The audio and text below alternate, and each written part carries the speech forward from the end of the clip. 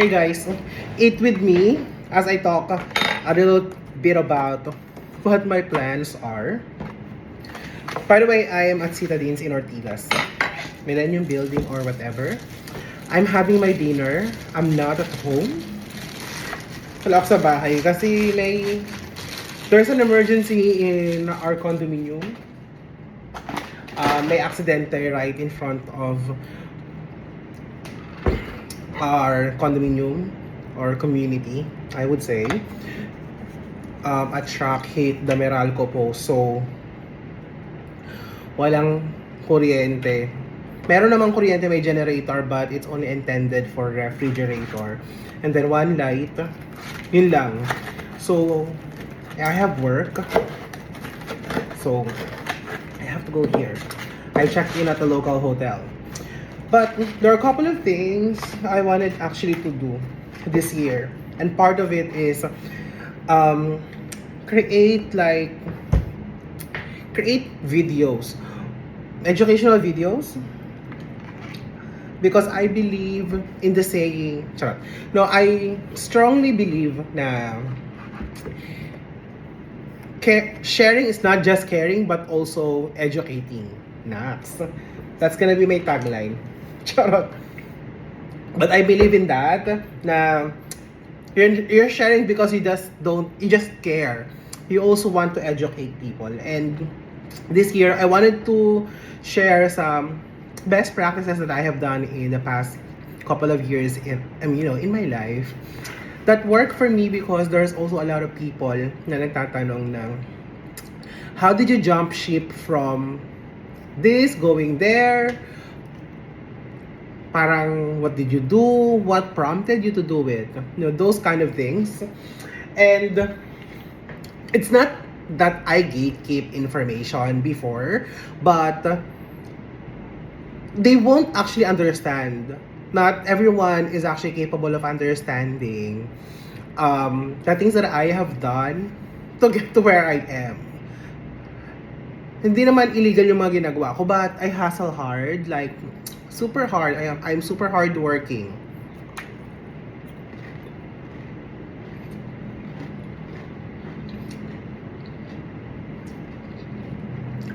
First bite. Na-miss ko yung Uncle John's. Like, dati na nag-work ako sa isa sa mga call center dito sa my Greenfield. Lagi akong bumibili ng Uncle John. Kasi, super laki talaga ng chicken niya. Hindi pa nga Uncle John's yung tawag dito dati, alam ko eh. Iba pa. But anyway, this 2025, there are a lot of things that I wanted to accomplish as a person, as I set a lot of goals this 2025 that I want to achieve, not because I want to be somebody, but because I wanted to retire early. Like, I'm targeting, siguro, I'll still work, but I'm targeting to retire really at the age of 40, max 45. So in order for me to get there, I need to hustle hard, like double time.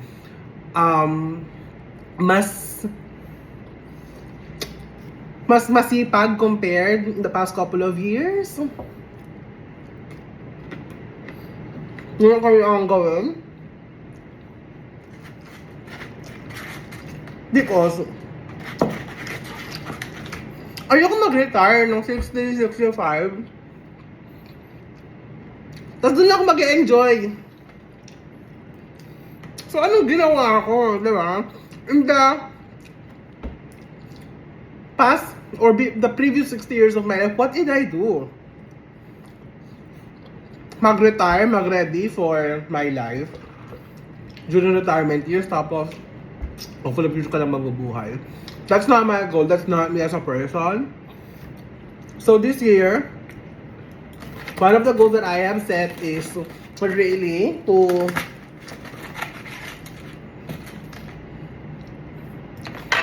share that goal with people generally, Because naniniwala ako na in order for you to achieve specific things or specific goals in your life, you need to learn from people who are expert in that area. And that's what I've been doing. I've been networking. Not networking because I'm selling something. Networking meaning to say I'm expanding my reach or my network or group of people that I talk to.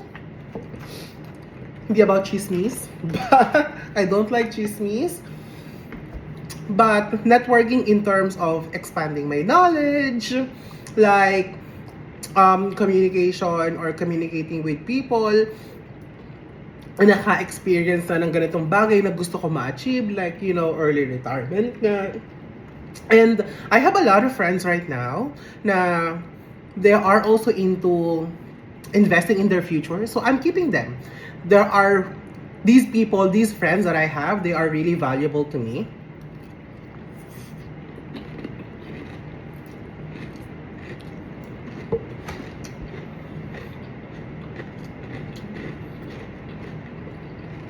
So I'm keeping them.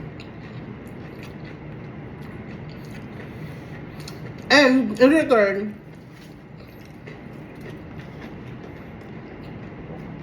I also teach, and not teach, but share information with them. You know, saying kung saan yung same yung interest namin. Like, I have a friend, Collect to Invest,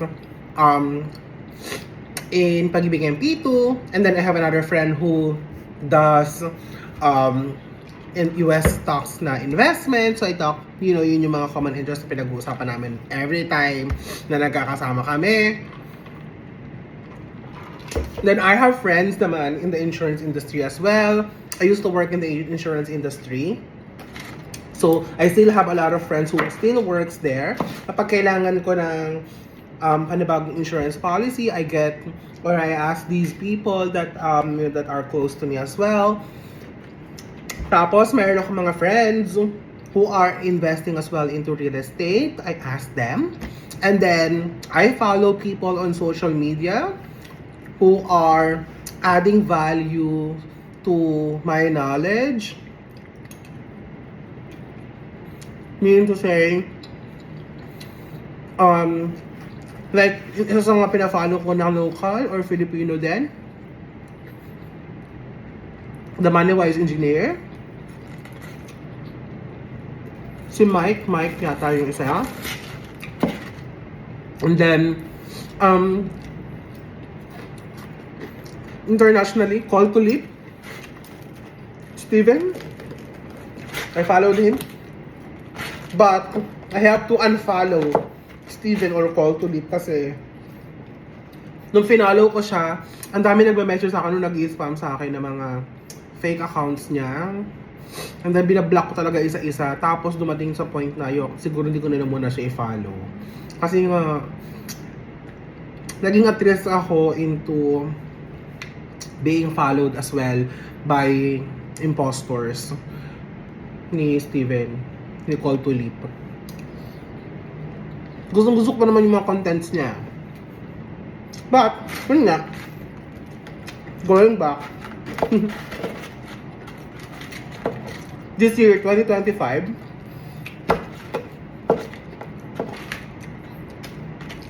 I'll be creating videos. I want to create videos to share my knowledge and probably siguro expertise din in life. Wow, life. But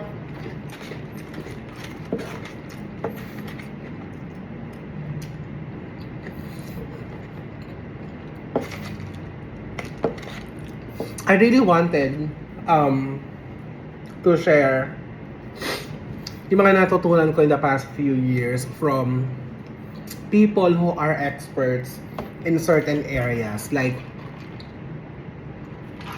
people kasi, di ba magkakaiba naman kasi yung uri ng tao eh. Like, meron tahimik, hindi naman sa ginigate-keep nila kung ano alam nila, but tahimik, di ka nila kakausapin pag di mo sila kinausap. Mga ganun.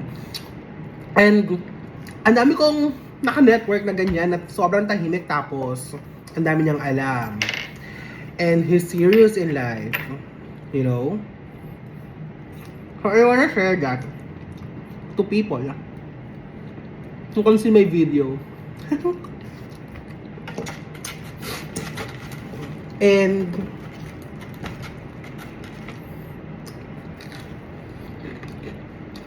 the ultimate goal really is educate people. Hindi ko naman pinangarap maging teacher, but I have the means of sharing information that might be useful to some people but not all. And I'm not gonna gatekeep that. I'll share that. Because again, sharing is not just caring, but also educating.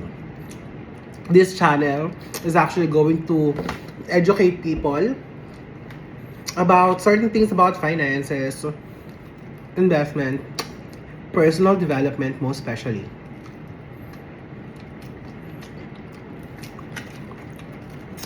Because I strongly believe that circumstances will not bring us to where we are right now for no reason. There will always be a reason why, and it's up to you to figure it out. Because not everything in life will be spoon-fed to you. You know? And sometimes kailangan natin mag-decode. And right now, I kind of feel like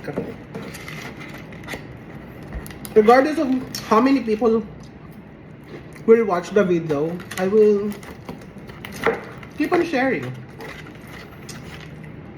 Because the goal of this channel is to educate. And I know that it's not really for everyone. But yeah, and with that being said, this is the first content that I'm going to make, or that I will post pala in my YouTube channel. Kind of like testing as well.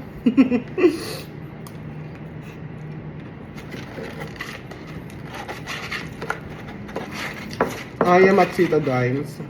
Or Sita Dins. Di ko alam kung basa. Basta ganun. In Ortigas. I'm gonna be here until tomorrow. I'll be checking out tomorrow. But if hindi pa ayos yung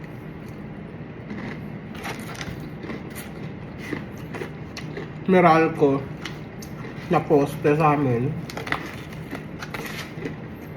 I might extend for another day. I can always go back to my parents' house. And I know that I can also crash to my sister's sofa. Katabi lang naman yan ng bahay mama ko. But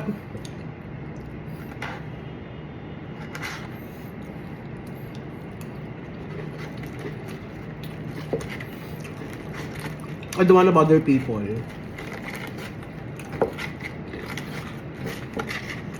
With my presence, ang arte ko pa naman. Aminado naman ako ma-arte ako.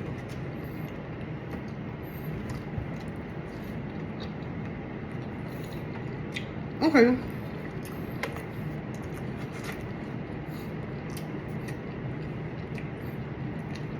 I think that's it for this first video that I have. I'll use that and I'll keep that in mind. Sharing is not just caring, it's also educating. Okay, bye!